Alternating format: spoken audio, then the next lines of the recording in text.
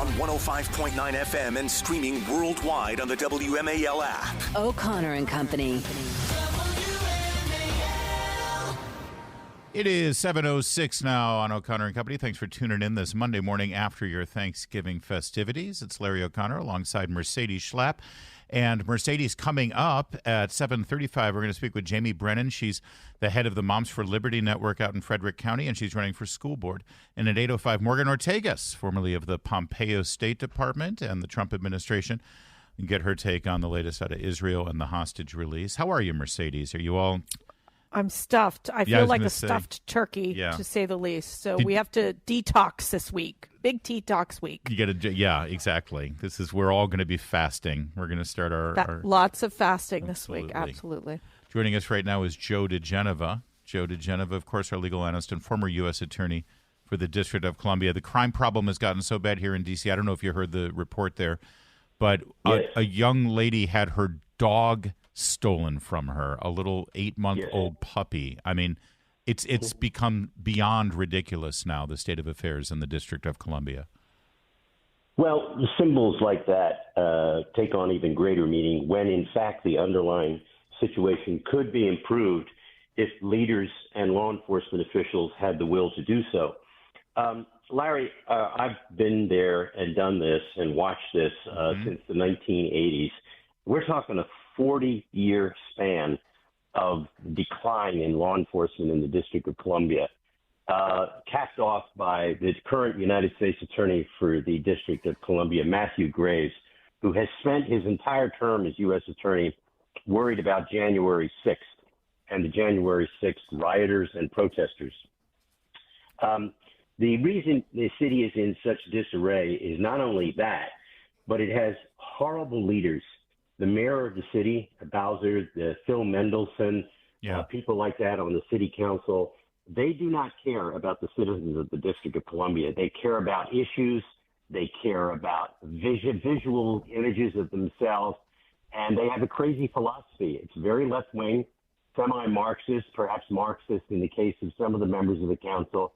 And nothing is going to change. No matter how many times Muriel Bowser claims to be fighting crime and wanting to restore the police department from its historic lows now of the numbers of officers who are ready and able for duty. She single-handedly, along with Phil Mendelson and others, destroyed the police department of D.C. The Metropolitan Police Department was one of the finest police departments in the country. And like many other good departments around the country, it has been decimated by Democratic politicians. But, Joe, you say nothing will change, but let me just ask you, and again, I'm always trying to look for some positive angle on a story like this, because you're right, it seems hopeless. But if a new president came in and brought in a U.S. attorney for the District of Columbia whose main mandate was fix this town, what difference could that make or begin to make if we had a U.S. attorney who decided instead of using their office for political purposes, they used it to actually clean up this city? Well, it could theoretically have a profound effect if you have the type of person that understands leadership and has communication skills and refuses to become part of a left-wing cabal against the system. The problem here, Larry, is the police department. It's run by the mayor. It's run by a chief of police chosen by the mayor. And no matter what anybody says, the President of the United States cannot order the Metropolitan Police Department to do things. He or she doesn't have the authority to do that.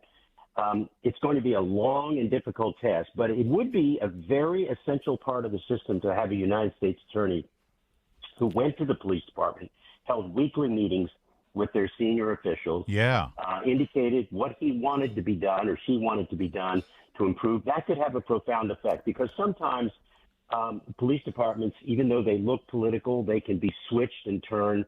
They can modify their behavior even if the mayor doesn't like it. So leadership matters.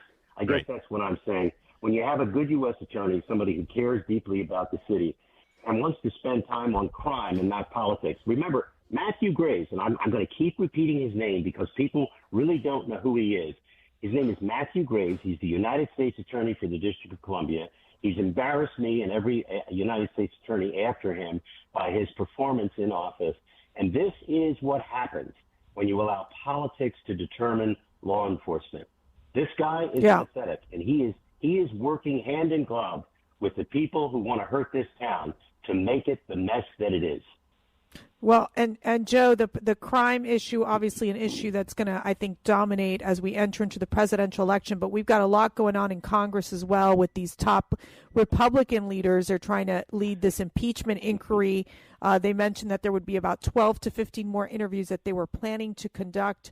And they're planning the deposition of Hunter and James Biden. Where do you think this ends? Do you think the House Republicans will be able to get the votes they need to move forward with the impeachment inquiry? Sadly, I don't know the answer to that, Mercedes. This should be an easy exam for anybody to take. But given the leadership in Congress and their reluctance to do anything that will alienate the moderates in the party, it is unclear whether or not there will be an impeachment of Joe Biden, let alone of Mayorkas, who clearly should be impeached for dereliction of duty and for failing to obey his oath of office that he took when he was sworn in. He has not faithfully executed the laws, and neither has the current president of the United States, Joe Biden. Impeachment is clear. If for nothing else, the firing of the Ukrainian prosecutor, Shokin, forced on the Ukrainian government by Joe Biden is an impeachable offense. But you rarely hear Republicans ever talk about that. It is one of the easiest counts in an impeachment indictment or an impeachment scale of items that you list. I simply don't know if the reluctance that they have to issue subpoenas, take depositions, really dig in and get information. What you have is you have a battle among various committee chairmen, the House Ways and Means, Oversight, and Judiciary. And what it is everybody wants their moment in the sun. As a result, there has never been a central focus on the investigation. You've had three different people doing it and wanting it. Yeah. You can't get them to hire outside counsel to do the questioning for 2 hours in these hearings. So what happens? Every member gets 5 minutes to do nothing except make speeches and never any follow-up. The Republicans do not know how to conduct a hearing with a theme. The Democrats are very, very good at that. And so I have very, very little hope that the Republicans will close the deal on impeachment because I think their leadership sucks. They need to hire a Fred Thompson, right? Remember, Fred Thompson was the lead attorney, if I remember right. Mr. Butterfield. That's right. The White House had a recording system. Get a lawyer up there and have them conduct these things in a lawyerly way. And in fact, if I remember, I did that option. By the way, they have literally rejected the option of having outside counsel ask questions for an hour or two.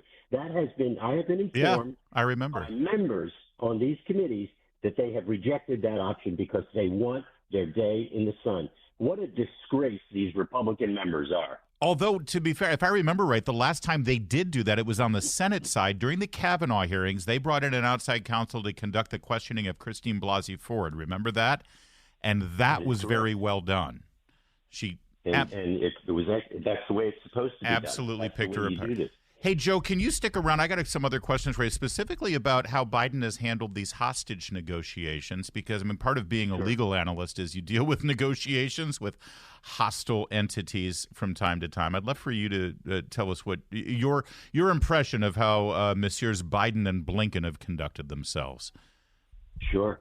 All right, Joe diGenova stays with us in a moment, though. But first, it's 7:15 WMAL. Making sense of the news. Live from the Home Paramount Pest Control Studios. Home Paramount, the leader in pest control since 1939. So Joe Biden, while he tells us he was coordinating a negotiated deal between Israel and the Hamas terrorists, he went Black Friday shopping in Nantucket with Hunter in tow, by the by.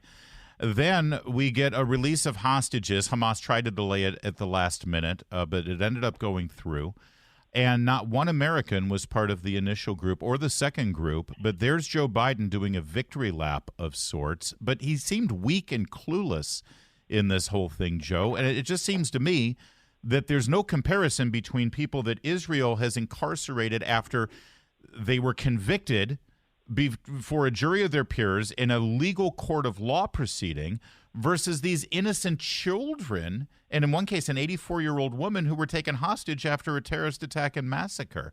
And yet Biden's acting like this is some sort of, one-on-one, 50-50 negotiated process between two honest players. Joe Biden has been wrong about every major national security and foreign policy issue for the last 40 years. I quote former Secretary of Defense Robert Gates. In a brilliant strategic analysis of the man who is president of the United States, we find ourselves being led by a very weak man, weak physically, mentally, but almost more importantly, politically. Internationally, the president of the United States is a joke. He does not turn heads when he arrives because he's influential. He turns heads because people want to see whether or not he's going to fall. That's what happens at international meetings with Joe Biden. And what you get when you see people like Biden, Blinken, and Jake Sullivan is a very weak national security team. Let's not forget that it was little more than 6 weeks ago that Jake Sullivan was publishing a book saying that peace had returned to the Middle East thanks to the brilliant stewardship of Jake Sullivan, Joe Biden, and Anthony Blinken. And then this occurred on October the 2nd, and the book had to be rewritten before its publication. Yeah. These people are simpletons. Let's not be kind to them. These people are simpletons. When you watch Biden try to claim credit for the release of hostages, it makes your skin crawl because the lying and the mindset that it takes to try to figure out how to get political credit in a moment like this is outrageous. America's role in a situation like this is to be supportive of Israel. It is true that we provide them with massive military and foreign aid, but we accept that as part of our relationship. That doesn't change from president to president. This is a stable relationship with the only democracy in the Middle East, our dearest ally there. And what does Biden do? He makes it look as if he is wagging the Israeli tail. It's so embarrassing to watch this man function as a pretend president, because make no mistake about it, this is a pretend presidency. This man is physically and mentally incompetent to perform the duties of the office of the president of the United States. And the only thing that's going to save him from impeachment is an insanity defense. Yeah.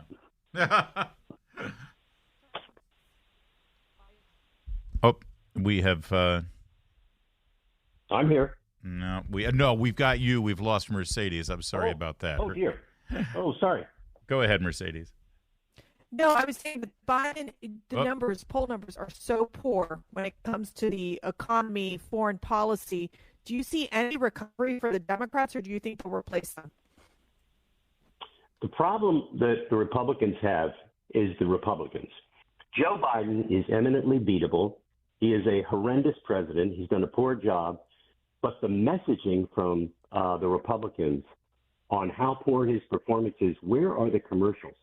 Where are the daily bombings on the airwaves of information about how bad he has been, the gaffes that he has made, not the gaffes of falling or tripping, but the international fools that he has made of America by the idiotic things that he says on foreign stages and at foreign events.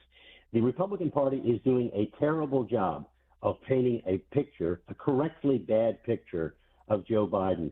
I don't know. Biden could win given the incompetence of the Republican Party. I am so angry at the Republicans and the way that they conduct foreign affairs, the domestic policy of this country in opposition. They are a very poor opposition party. They know it, and they're doing very, very little to fix it. 2024 to me is a toss-up, and it shouldn't be. It should be a slam dunk for Republicans. And will we take the House, keep the House, and take the Senate? I have no idea, because I have no confidence in the messaging system of the Republican Party. Thank you, Joe diGenova. It's always good to talk with you, and I'm glad you had some energy left after your Thanksgiving extravaganza. I'm sure it was amazing. 20 for dinner in Ocala, Florida at the horse farm. Oh, that sounds absolutely glorious. Well done, you. Thanks, Joe. It was. Take care. It's